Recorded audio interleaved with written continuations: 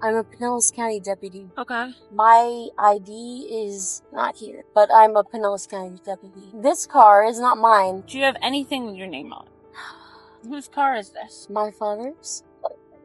Hey! So sorry. You're fine. I put the wrong one. She said because I'm driving too fast, but I'm a Pinellas County deputy. You don't have to step out right now. I could get out, I could get in. I mean, you could come in. No. Brought them over to their house, and then I was going back to my house. Gotcha. Because I am just living my life. Espanol, but So you're Spanish? yeah.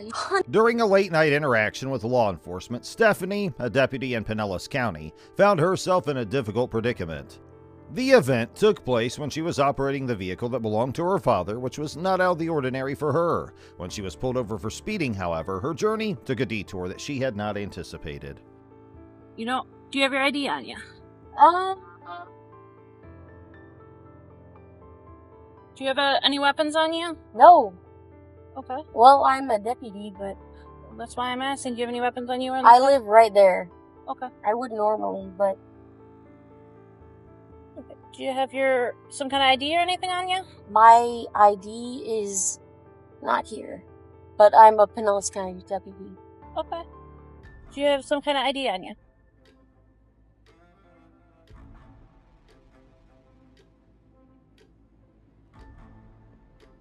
The law enforcement officer who pulled Stephanie over had reasonable grounds for suspecting that she was under the influence of alcohol or drugs. Among other things, he noted that she had bloodshot and watery eyes, slurred speech, and a potent smell of alcohol on her breath. Stephanie, on the other hand, blamed her appearance on the fact that she wore contact lenses and denied that she had consumed any alcohol. Stephanie objected when an attempt was made to administer a field sobriety test. She questioned the necessity of having such tests in the first place. Stay 10-12 with her. I gotta call us phone. Actually, my camera's speaking to supervisor.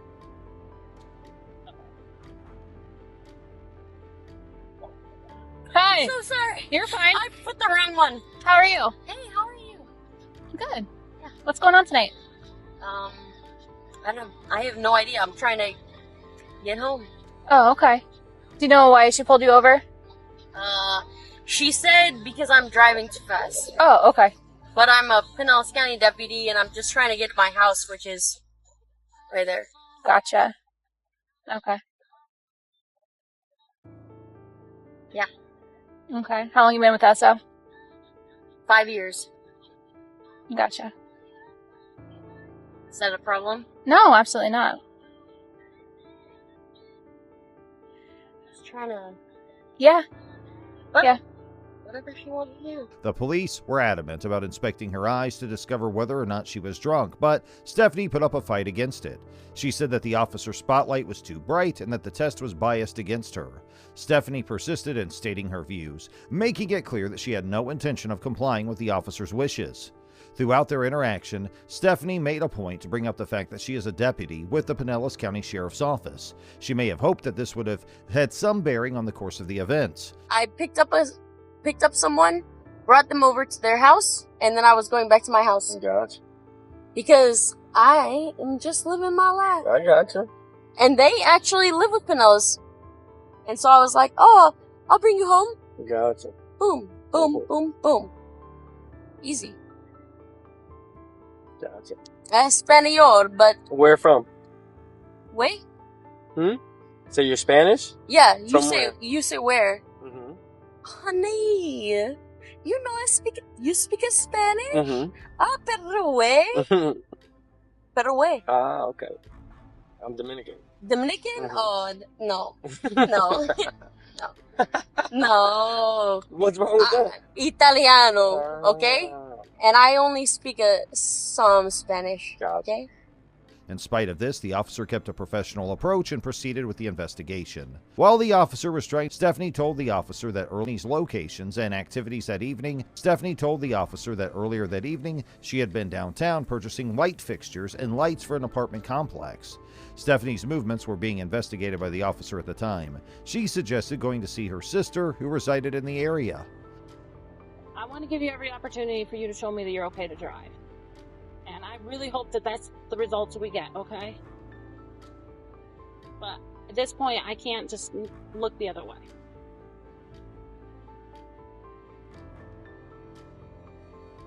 That's where you're at right now? Can I check your eyes real quick? This is how you're doing it. Yeah. Really? Yeah. I don't have a choice.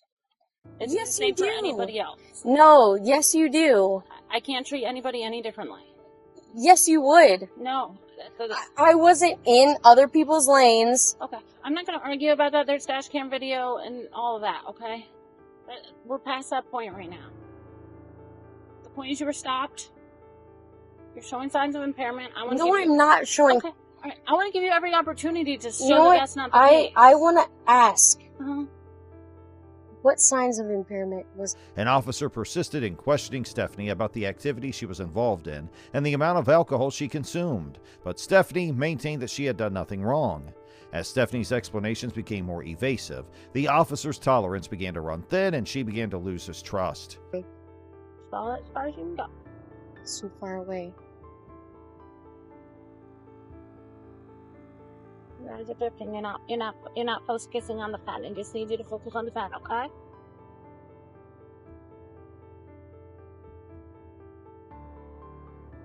Your light is in my face. Too far up. Too far up. I can't You see gotta look it. all the way up as far as your eye. You gotta go. Your eyes should go on as far up as they can go. Can't see any further than that. Hang out here on the...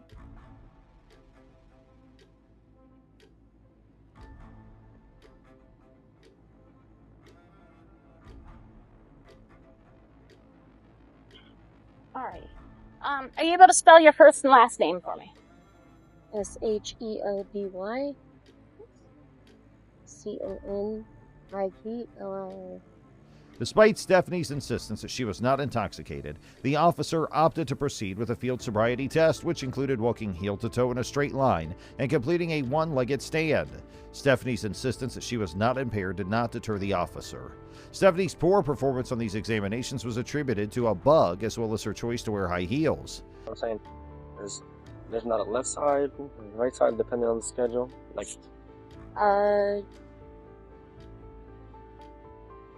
you know what I'm saying? There's like A and B. Okay. Yeah. I'm on B. Gotcha. So this is your light week? Yeah. Gotcha. For this, if it makes it easier, you can take your shoes off. I feel like the road would probably be better for this. Is she new? Been here longer than I have. Then why is she doing this? The officer's suspicions continued, and as a result, they made the decision to inform Stephanie of her rights under the Miranda warnings. Need help?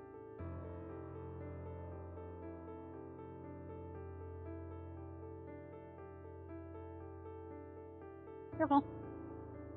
Alright. Maybe you come up, step up to this line. You ready? Mm-hmm. Alright, what I'm going to do is put your left foot on the line. Other left. And then you can put your right foot front like this, standing heel to toe. Arms down at your sides. Yep. So stay in that position. Don't move till I tell you to begin. Now, when I tell you to begin, you're going to take 9 heel to toe steps down the line, okay? It's going to look like this. 1, 2, 3, and so forth. End of the 9th step, you're going to keep your front foot planted. You're going to step off of your back foot. You're going to turn around by making a series of small steps. And look like this. Then you're going to take 9 heel to toe steps back down the line. 1, 2, 3, and so forth. Several things I want you to keep in mind during this test. When you look down at your feet, keep your arms down at your sides, count your steps out loud. Once you've started this test, I don't want you to stop until you've finished. Do you have any questions? So you want me to do 9 heel toe steps down the line. Yep. And then on the 9th, you want me to do small steps, counting out, and then 9 heel steps. Yep. Turn around as I demonstrated. Keep your front foot planted. You're going to step off of your back foot. And you're just going to turn around like this. You don't need to count your steps when you're turning around. You count your steps down, your 9 steps down, and your 9 steps back. Okay? No. Okay. You may begin. 1, 2, 3. Stephanie gave the officer her permission to question her, but she only disclosed a few details about her plans for the evening, such as the fact that she had been downtown earlier and that she intended to go back home. Pick up further. Okay, that's fine. I'll let you know when to begin, okay? Okay, whenever you want. All right. A soda can, right? Yep. You may begin. 1001, 1002, Look down at your feet. 1003, 1004, 1005, 1006, 1007, 1008, 1009, 1010, 1008, 1009, 1010, 1011, 1012, Hands down by your sides. 1000. Keep down your hands next to you. Oh, now I forgot. And now you may stop. Oh. I'll conclude our field sobriety test. Sorry, I miscounted what you said. Got a bug in my nose. Huh? The bug just flew The in my bugs. You have to get in the. If you're in the grass, you're gonna get the bugs. Alright. I want to ask you some questions about, tonight. I have to read you your rights first, okay? The specific questions. After reading Stephanie's rights, the officer proceeded to investigate the incident further and attempted to get in touch with Stephanie's sister so that she could help mediate the conflict. Light pieces for your apartment. Okay. You know Okay. what I'm talking about? Do you remember what it's called? I don't remember, but you can buy a couple pieces. Where else did you go? Hmm. Do you remember a couple pieces of what? You're saying that. Like pictures Okay. for apartment complexes. Okay. But it's like lamps? yeah, lamps. Lamps. There were a lot of dogs there. Remember where else you are? No, we were just trying to piece furniture together. What time is it right now without looking, if you had to guess? 12 o'clock. How much do you have to drink while you were down there? I didn't have any drink. On the other hand, it was still unclear if Stephanie would be held accountable in any way or face any consequences as a result of the event. Sure. What? Like just your phone? Do you have anything else you want? My wallet. Where is that? It should be in the passenger seat. Just that? Just your wallet and your phone?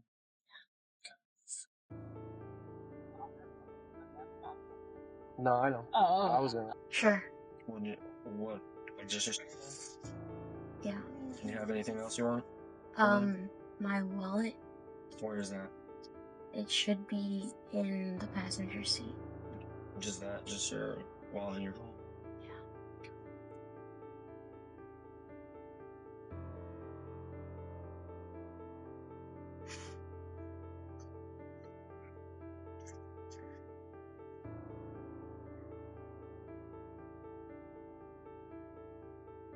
The interaction that took place between Stephanie and the officer highlighted the difficulties that law enforcement officials face when trying to ascertain whether or not a person is sober and maintain the law.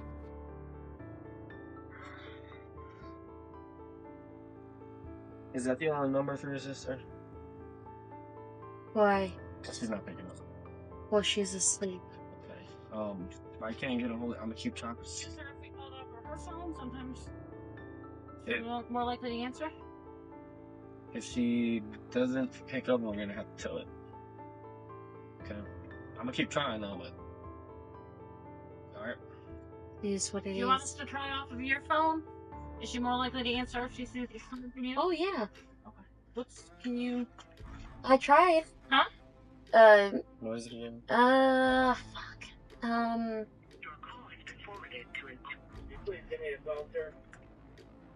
Alright, do you want anything other than your wallet and your phone out of your car? The fact that Stephanie insisted over and over again that she was not impaired, in addition to the fact that she was a deputy, made the matter more complicated. The conclusion of the incident was still unknown, and the way in which Stephanie behaved in the future and worked with the authorities would be a significant factor in determining the outcome. We thought we had seen it all, from mass murders, psychopaths, hooligans, and serial killers to even presidents. Cops have been on a roll arresting people of all types, but have seen cases where they arrest FBI agents. Were they rightly arrested? And do wrongful arrests of law enforcement officials call for the arrest with heavier punishments? Join us as we check a look at bizarre cases where dumb decisions from cops take them to rather odd position. So why don't we just kick things off with a crossover story of an FBI agent who has been wrongfully jailed? In our first case, the Kansas City, Kansas Police Department detained a former FBI agent for no apparent reason. It was a bizarre and ridiculous incident. As it turned out, Roger Golubski, a former detective, had been falsely accused of assaulting 2 black women between 1998 and 2002. There have been 2 accusations, to be exact. The real question is, however, how did the Kansas City police force allow him to get away with it for so long? Roger Golubski's unsolved case was discovered by the FBI while it was looking into the Kansas City Police Department's behavior. The former detective had a history of sexually assaulting women over the course of his 35-year career as a police officer and had been trading drugs for information. Lamonte McIntyre, a young black man, was accused of committing a double homicide by Golubski during his time as a police officer. McIntyre was ultimately freed after serving 24 years in prison without proper cause as a result. Golubski was taken into custody by the FBI on suspicion of 6 counts of sexually assaulting 2 black women. He has since entered a not guilty plea. Despite the jury rejecting his lawyer's request for release on medical grounds, he was kept in custody for routine medical examination.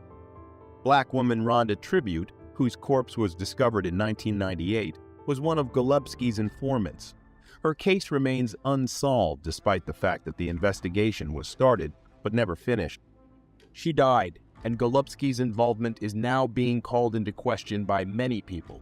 That is exactly what we are saying. Many civil rights advocates across the nation have praised the arrest of Golubski, but it also raises serious questions about police behavior and the abuse of their authority.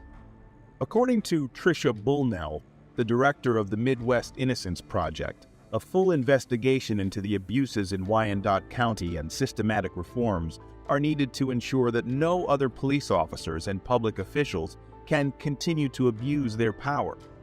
As more of Golubski's crimes were discovered, it became clear that the Kansas City Police Department needed significant restructuring. Several inquiries remain unanswered as a result of the FBI's inquiry into the department.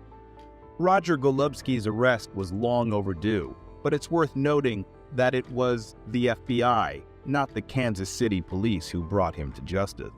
Next up, with the arrest of 2 Drug Enforcement Administration officers by the FBI in Nassau County, Florida, the situation has unexpectedly turned around. The DEA, a law enforcement organization renowned for its aggressive efforts to combat the drug trade, has charged 2 officers with drug-related offenses. But the system's level of dysfunction clearly remains unclear. While selling drugs, including cocaine, that had been seized to willing customers, Sergeant James Hickox was captured with his hand in a cookie jar.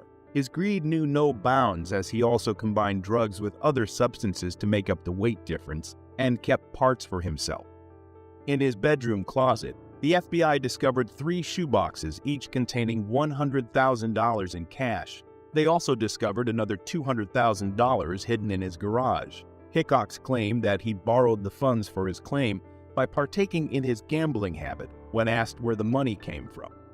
Hickox's actions have hurt the DEA's reputation and are obviously a breach of his obligations as a law enforcement officer. Joshua Erie, a highway inspector, had been covered in the same drugs that had to be seized, even going so far as to legally approve the prescription of 43 oxycodone pills. He purchased drugs from drug dealers. As if that weren't enough, while under the influence of drugs, he acquired a gun. Due to the fact that he was trusted with the law rather than the law itself, Erie's actions were not only wrong, but also dangerous.